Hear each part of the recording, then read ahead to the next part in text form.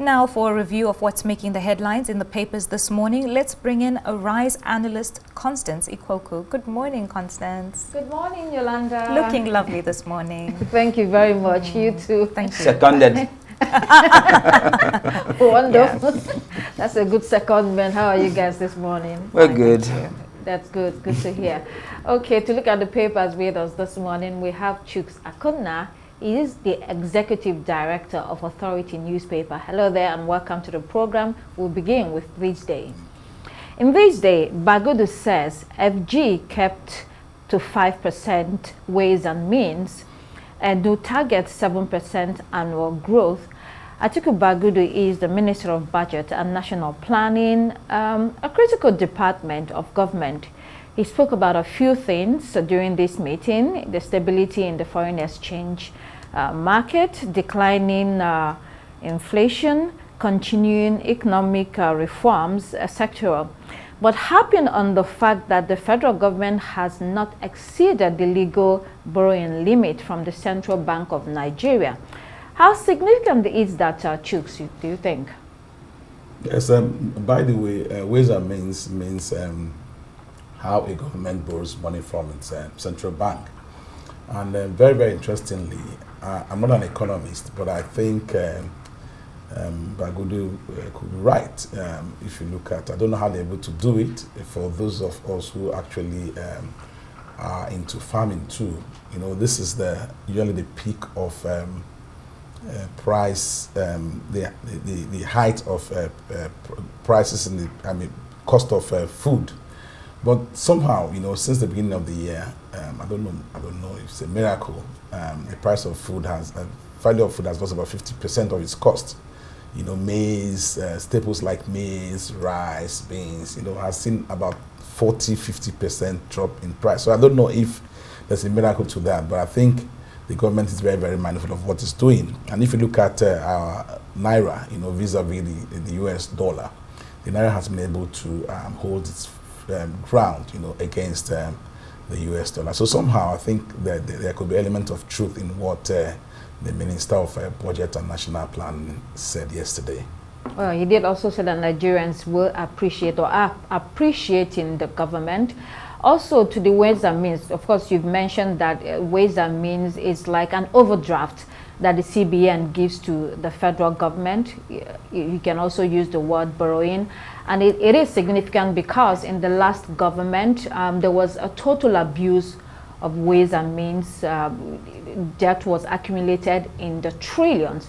So the legal limit is 5%. And, you know, Atiku Bagudu is saying that they've been able to stay within that legal limit. So that's very important for the country. It doesn't mean that borrowing has stopped. They continue to borrow, both locally and internationally. But, you know, for this particular issue, it's been reined in. Okay, let's look at the Punch newspaper. Defection to SDP, presidency APC knock El-Rufai, dismisses threat to unseat Tinubu.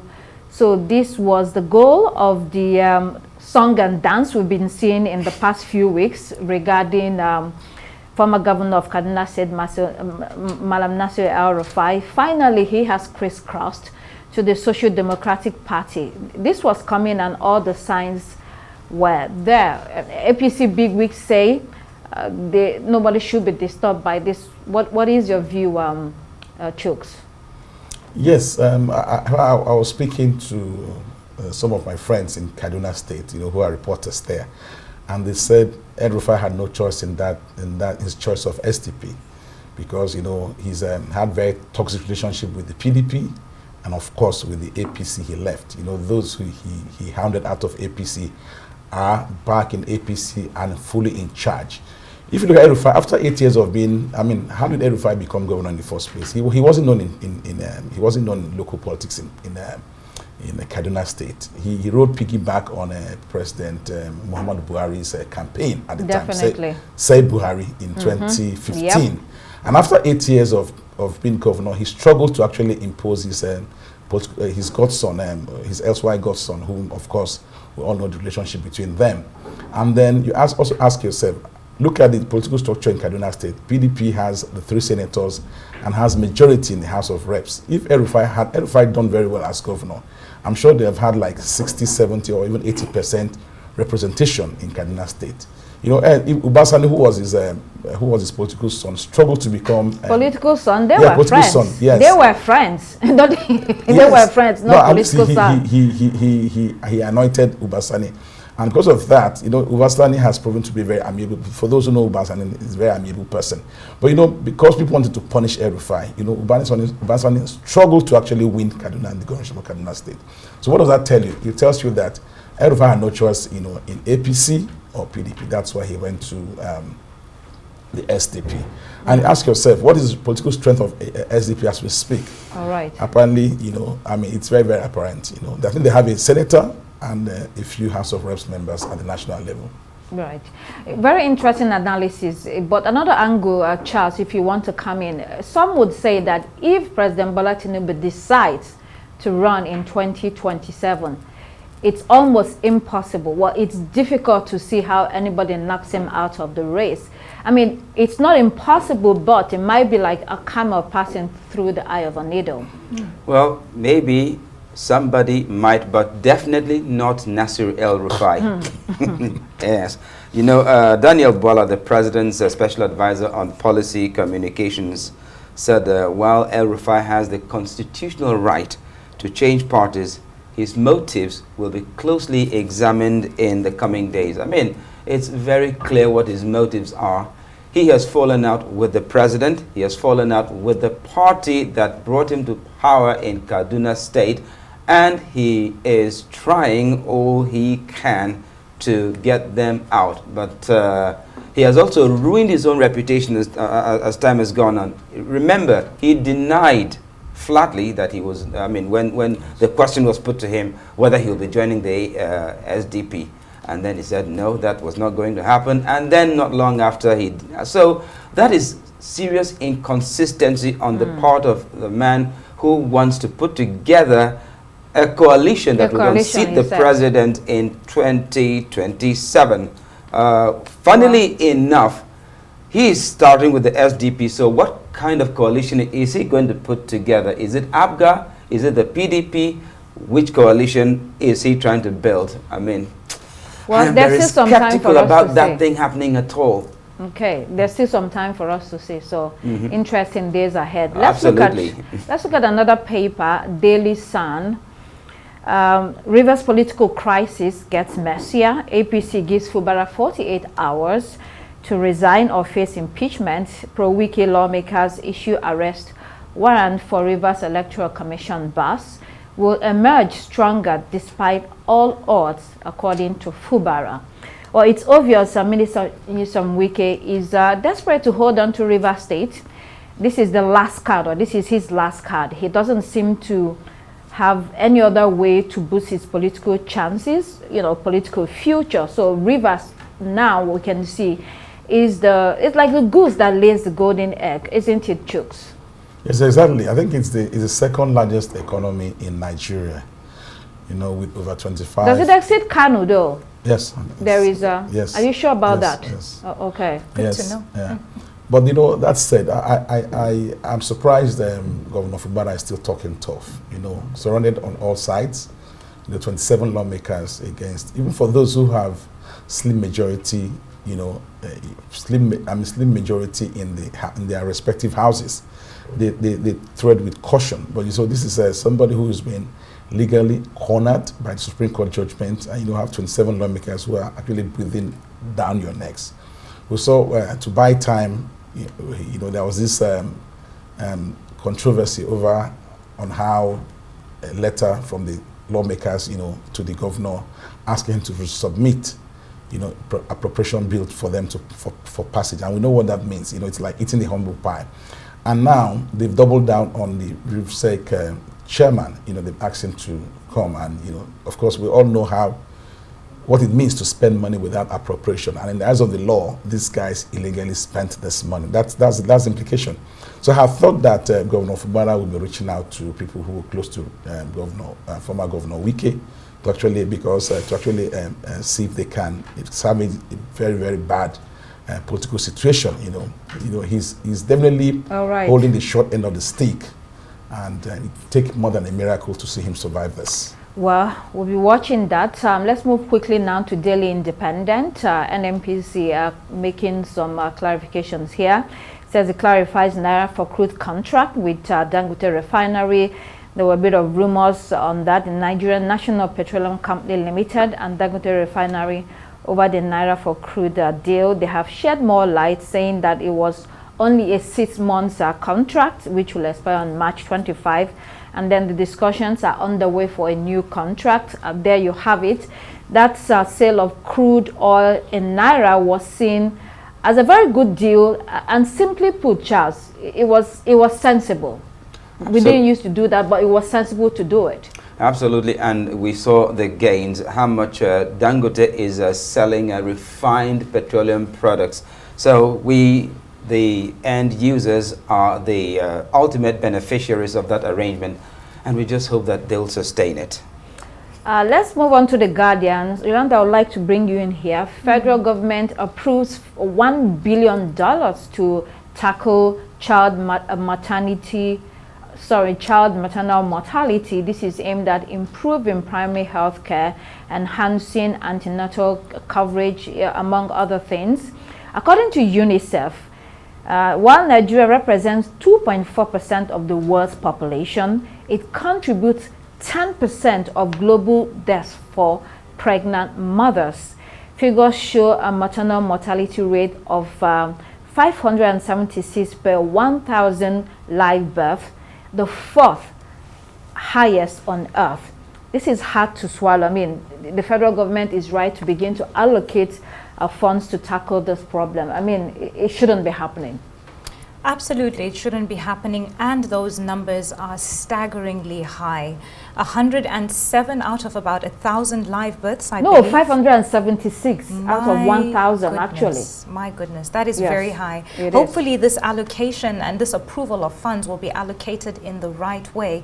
I would hope that in these new, new ways of, embracing technological advances in medicine and other ways can help to reduce this. But unfortunately, there are many other factors such as religion and culture that contribute very greatly to the way that, women give birth.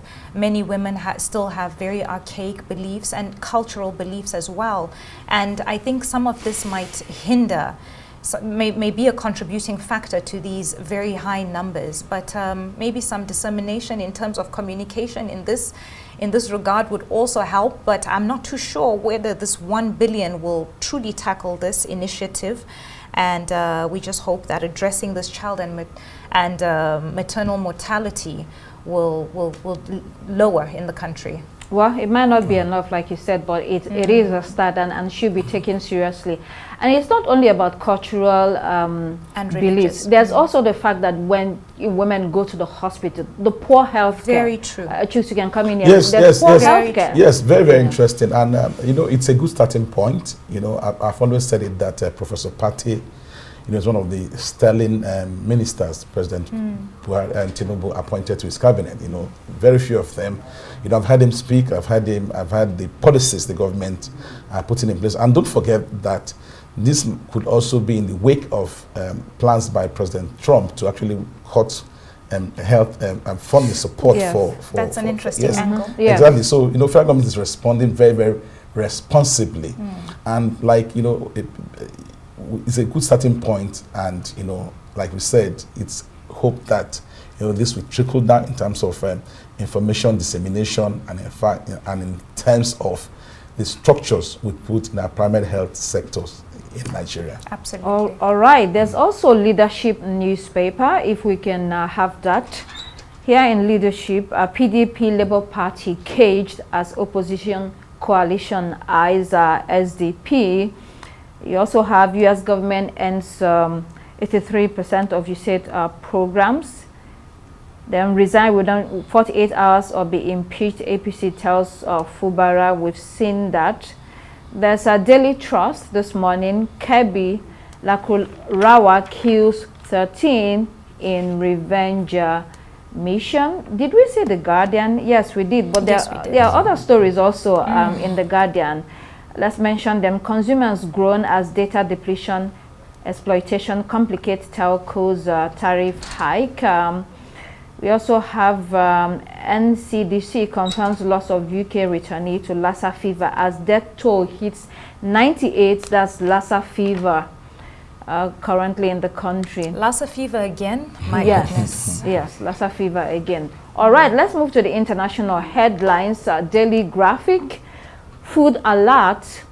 Most of the processed tomato impure nutritionist reveals most of the tomato products are actually tomato mixtures, whereas tomato paste is 100% concentrate with no additives. But a tomato mixture is just a mixture of tomatoes and other ingredients, including sugar. So read those labels. Ghanaians are being warned. I think this warning can also apply to Nigerians and other African countries. You know, when you go to the supermarkets and buy all this canned and processed food, you have to read the labels, because a lot of these additives eventually cause problems and sicknesses and all of that. So there's a warning out there. Let's move on to Citizen newspaper, South Africa. Trump kills SA energy plan, green energy plan. The US president had signed an executive order revoking its membership of the International Partners Group for Just Energy Transition Partnership. The GETP group consisted of South Africa, Indonesia, and Vietnam, and it means that all funding for projects under this framework has been cancelled. Well, this is consistent with Trump's policies on climate change. It is believed it will affect the transition to cleaner energy in South Africa. Your thoughts, Yolanda? Well, I think Trump needs to make up his mind. At this point, he is all over the place, bulldozing everyone left, right, and center. Before we came onto this segment, Chooks and I were speaking about this and talking about how laughable it is at this point. It's laughable, but it's not funny. It's actually scary the way that he's coming down on all these countries and all at the same time. It's Ukraine here, it's Israel there. It's a lot. Now, South African government has, confirmed the cut of that funding to the projects, but they said they are still committed to cleaner energy. They will continue with the program, and they're already seeking alternative sources of funding. And that's the way to go. Oh, sorry to cut you short. And that's the way to go. I think it's a wake-up call as well for many African countries as well. You know, we need to sit up and start making our own solutions for our problems, because clearly the West is not going to back us up. Look at what's happening with all these other countries, just as I had mentioned before. Trump is not, the US is no longer a country to rely on. All these cutbacks with the US aid, it's a wake-up call indeed. The global space is changing rapidly. Exactly. Absolutely. Let's move on to Daily Mirror. North Sea Inferno. We saw that catastrophe yesterday. Oil tanker and toxic chemical. A ship collide. Fears for wildlife as fuel leaks into the ocean. That was my first thought yesterday. The wildlife. You know, when that story broke, what is going to happen to all those animals in the ocean? All papers in the UK are leading with this story. Let's pull up iNewspaper.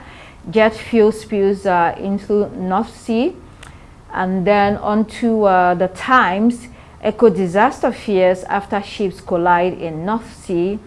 We also have the Guardian. North Sea. One person missing after oil tanker and cargo ship collide. And then the Sun newspaper, North Sea disaster tanker, fuel of US jet fuel, hellfire. And finally, metro.co.uk, fireball as chemical cargo ship hits tanker, catastrophic. And then to also our final story, Financial Times, a new leaf. Carney vows to resist Washington after victory in Canadian leadership contest. Mark Carney, former Bank of England governor, is set to replace Justin Trudeau as the Prime Minister. There's a new sheriff in town, Charles. Yes. Mark Carney has actually hit the ground running. First, he is committed to sustaining the retaliatory tariffs against the Trump administration. And he himself has been talking tough that, well, he's going to meet Trump fire for fire. And, well, if Trump does not value Canadian partnership again, he will be on the lookout for new partners. That has been his rhetoric, and it's combative enough. So, well, I guess Trump has met his match this time around. Well, not exactly. Look at the size of the U.S. The U.S. is about 10 times population of Canada. GDP, largest, bigger than the GDP of the whole of European Union combined. We've seen how Trump has been, shouting, backing down at EU, that you have to raise your funding. So the way he spoke to Zelensky, Ukrainian president. Yes. It's really a mismatch. It's going to be like a David versus Goliath war, economic and political. But, at all, they say, it's... it's better than nothing. Carney's rhetoric has not been as conciliatory as the others, because it seems as if every other person is backing down. Yeah. But who is conciliatory, though? In former Prime Minister Justin Trudeau. He wasn't. Justin Trudeau, he's still Prime Minister. He hasn't just Trudeau, on the other hand, was telling Trump, look, we have done things together, so the way you are going now is not right. Yeah. But it has not, his rhetoric was not as combative as that of Carney, who says, look, let's do it. I'm ready for you. And it's interesting, these are neighbors. So one is amazed why Trump wants to toe this line, especially with a close-door neighbor. Neighbors and allies. Well, he has, the only ally that Trump has not antagonized as yet is the United Kingdom. Yes. Every other ally he has antagonized. So, that's his way. Chooks, we were going to say something. No, very interesting. It's really interesting to see how the global politics is changing now. And the biggest political romance now, diplomatic romance now, is between the U.S. and Russia. Very true. Nobody foresaw this, a few months ago, let alone a few years ago. But these are interesting times, and we look forward to more changes globally. Well, I think in terms of geopolitics, the sense now is that the U.S. or President Trump, it's saying, okay, let's face the Americas. Yeah. We are a power in that region. Russia can face Europe, and let it be what it is. Anyway, we'll have to leave it there. Thank you so much, Chooks Akunna, Executive Director of Authority Newspaper, for coming this morning. Thank you. And thank you so much, Dr. Constance, for leading the review today as well. And that's all we have time for here on Daybreak. It's goodbye from me. I'm Charles Eruka. And I'm Yolanda Robert. Please do keep it here on Arise News. The morning show is next. Goodbye.